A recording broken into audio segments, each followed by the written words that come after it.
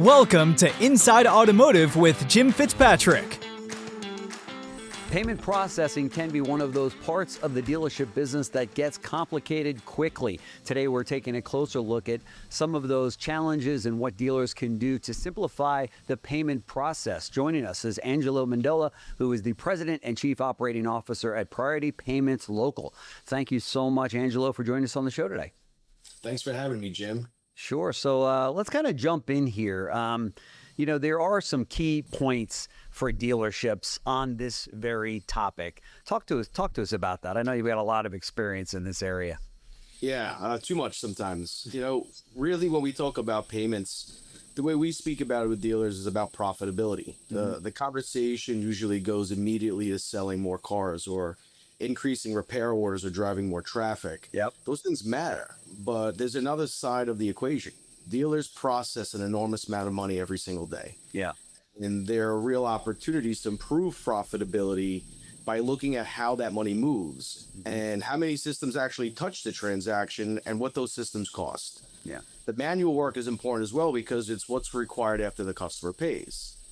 You could create meaningful EBITDA without necessarily selling another vehicle. And, the issues are, dealers have a list of technology, and sometimes it's too much, right? They have a DMS, they have a CRM, they have their payment provider, maybe they have a texting solution vendor, digital retail platform, service scheduling, customer communication tools like texting and SMS, Sure. accounting plugins, payment links, maybe even a separate gateway and reporting allocations for power posting. And all of those systems make sense individually, but the problem is that the dealership ultimately has to make them all work together. Yeah. And that's what we find.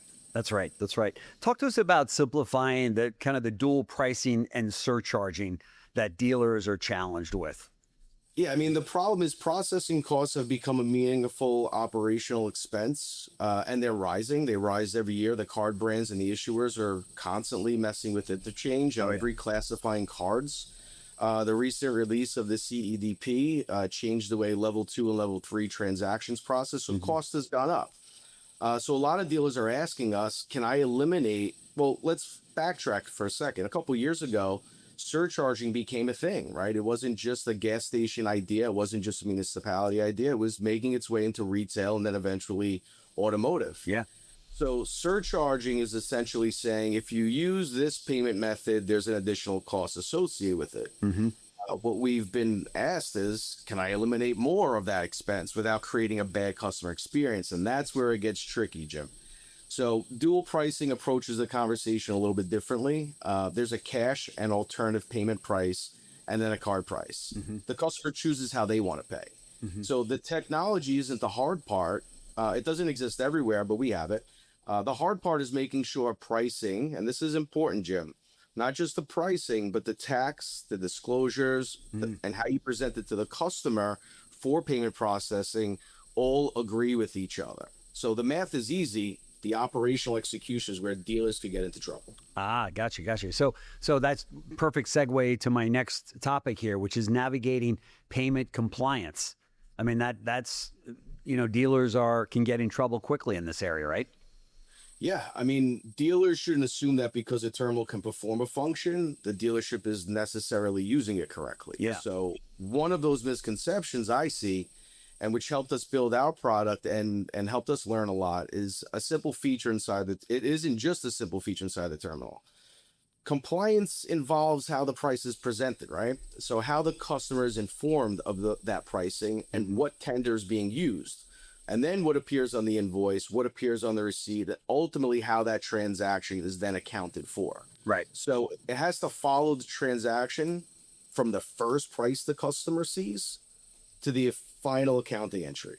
Let me ask you this. Is too much technology too much? At the end of the day, dealers are, I don't want to say burdened with it, but they're a little overwhelmed. You talk to dealers about some of these technologies that are out there and their eyes go glassy on you.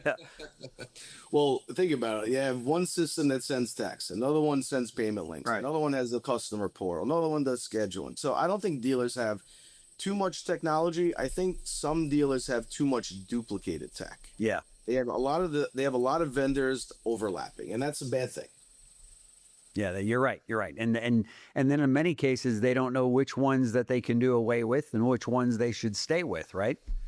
Right. I mean, I think the right answer is maybe 4 or 5 different tech vendors. At some point, you have to ask whether we're improving the process or simply stacking tech on top of tech. Right. Exactly. Exactly. Can customers pay the way that they want to pay under this program? I mean, that at the end of the day, when you talk to customers in surveys and CSI scores and everything else, this is a factor, right? Yeah, I mean, of course, customers have a certain way that they like to pay. It's, Yeah. it's mostly credit debit. You need to offer ACH payments. You got to still offer cash. You got to be able to take checks. Text to pay is very important. Email to pay is very important. Remote payments, your customers aren't always there. And Yeah. maybe it's not the customer picking up the vehicle is the one who's actually paying. So you need to be able to have that remote payment. Mobile wallets are gaining so much traction. I know we use them every day, but in automotive, it took a little while and now it's there. You need to be able to accept those mobile payments. And then you have your financing, right? Your buy now, pay laters that people like to use on a lot of transactions. The option to break this payment up into multiple payments over the next couple weeks. Yeah, right. Right. Exactly. And you guys handle all of that. Yeah, I mean, we don't want the payment choice the customers choose or need to use to have the dealership sacrifice any economics or accounting control. They should be able to take every type of payment, and our products absolutely do that. Yeah. Yeah. When you go into a new dealership, Angelo, or a new group, and you talk to them about this, what are some of their pain points that they're telling you that they want solutions to? And I know we just mentioned a few of them. Well, we know our car dealers, right? Price is a big factor, so they want to save money. Sure. But I think where we really get into the nitty gritty and talk real business is about this multiple vendor syndrome that they have, right? I have, 10 or 12 different tech vendors that they're paying subscription fees, and sometimes those subscription fees are astronomical. But then they have another vendor who's doing some of that stuff or all of it, but they hired them to do one thing. And that's where we start to dissect and we have a real business consultation to say, well, take us through a transaction. I want to see someone who comes and views a car in the showroom, how they get to F&I, what kind of systems they're using to do that, and then take me to fixed ops and show me how that works too. And sometimes they know it right off the top of their head. They know they have a problem. They know that they're buried, but they don't have the time to figure out ways to combine these things. And that's where we help. Yeah. Yeah, for sure. You call it multi-layer syndrome, right? Yeah, multi-layer syndrome, right? That's awesome. So for dealers that are watching us have this conversation today, they're saying, I'm not that deep into this. Obviously, it's a maybe a comptroller would be much closer to this issue. However, they're liking what they hear today. Any dealer wants to save money wherever they can, especially today when we see margin compression on the front end and used car issues and obviously fixed ops. They're all about saving a little bit of money, especially if you've got 10 stores, 20 stores, 30 stores in your operation, right? When they give you a call, do you go in and do an audit of where they currently are? Yeah, I mean, we ask probably about 20, 30 questions in a, casual conversation. We like to speak to CFOs and operators. Yeah. Well, controllers usually tell us the most. They're the ones who are reconciling that month end. They're really watching transactions from start to finish. Our GMs are great proponents of telling us what they need at the store level. So we go through those different departments to understand, cost is going to affect everyone, right? From ownership to the employees. And at the end of the day, that's the easy part. Math is always easy. Yeah. It's about how we get there. So we want to understand DMS, obviously. We want to understand the CRMs they're using, how they're communicating. And then we dive in, we dive in with solutions, not specifically products, because, AutoLink's our learning product, right? We created AutoLink to solve all of these problems. And every day we're adding new features. We're in phase 9 of it. We've had 9 solid phases of the evolution of AutoLink, and, we're ready to add more, Yeah. Yeah. So what amount of time does it take you to onboard a new client for their dealership? Speed is success in this business. Yeah. A lot of dealers are in, buy sell mode. So when they need us, we have to be able to, and they usually tell us a couple of days before that new store is opening. So we're able to get deals done, have a Friday intake with us. And, over the weekend, we'll have our team out on planes and equipment drop shipped. Wow. we could start plugging in Monday. We've done that actually. We're doing one this week right now. So Friday was an intake call. Our guys are in the office through Saturday. They packed up their bags and they're live installing on location in St. Louis today. Wow, from New Jersey. that's impressive. Obviously, they don't all need to be rushed like that, right? I mean, the best case scenario is that you've got a few weeks or 30 days, right, from the time that you get the call. Yeah, yeah. Because you always find out when you rush, you're gonna find out that you missed a couple steps along Yeah. the way. But we can get it done. But you're right, Jim. We like to have a nice week in advance intake. Check with different stakeholders as we go. Then we'll check with the IT department, make Sure. sure we're getting there on that specific day that firewalls aren't up and all the plugs are where they need to be. Yeah. Staff members that need to be trained. So we like to organize that. But realistically, we're a 5-day process. Yeah, wow, that's nice. And what if a dealer group has got multiple locations across state lines? They've got them in 4 different states. I mean, ideally, we'd like to deploy multiple teams and we can install simultaneously.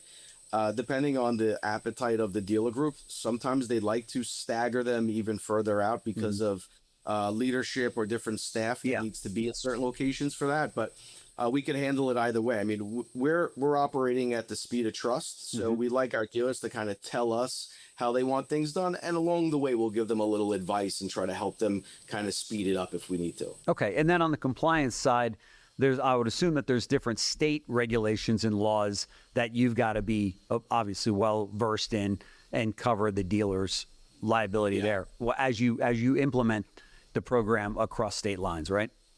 Yeah, I mean, surcharge laws that exist at the state level, they differ. Some are very copy and paste, and then some have their own. There's a few states still left that have a no surcharge clause. That's where dual pricing comes in. We also, by department, in some of the showrooms, we don't do dual pricing. It's very hard to achieve depending on the DMS. We do offer it. The best thing that I can say is dual pricings for everybody. Surcharge is where you should start if your state allows it. Okay, gotcha. Angelo Mendola, who's the President and Chief Operating Officer at Priority Payments Local. Dealers, if you're looking to save some money, have a better customer experience, have a better CSI, this is an area that you probably want to focus on for the balance of 2026. So we're going to show all the information here on the screen as to how to get a hold of Angelo and his team. This you could pick up on average. I won't hold you to this, Angelo, but on average, for the average size dealership, what are we talking about in terms of efficiency or savings on a rooftop?